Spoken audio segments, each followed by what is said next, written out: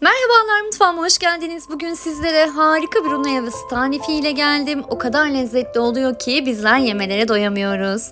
Kıvamı bu şekilde sakız gibi pürüzsüz ve çok güzel oluyor. Sizlere de bu tarifle un helvasını denemenizi tavsiye ederim. Öncelikle 500 ml sütün içerisine 1 su bardağı toz şeker, bir tane de çikolata koyuyorum 60 gramlık. Çikolata eriyip sütümüz ısınana kadar güzelce karıştırıyorum ve sonrasında onu kenara alıyorum. 1 yemek kaşığı tereyağı, içerisine 1 çay bardağı da sıvı yağ koyuyorum ve tereyağı eriyene kadar bekliyorum. Dolu dolu 1 su bardağı unu da içerisine alıyorum ve yaklaşık 8 dakika kadar süren bir kavurma aşamasına geçiyorum ve sürekli karıştırıyorum. Beni bu videoyla tanıdıysanız ve kanalıma hala abone değilseniz de abone olarak beni desteklemeyi unutmayın lütfen. Beni hangi ülke ve şehirlerden izlediğinizde yazarsanız çok sevinirim.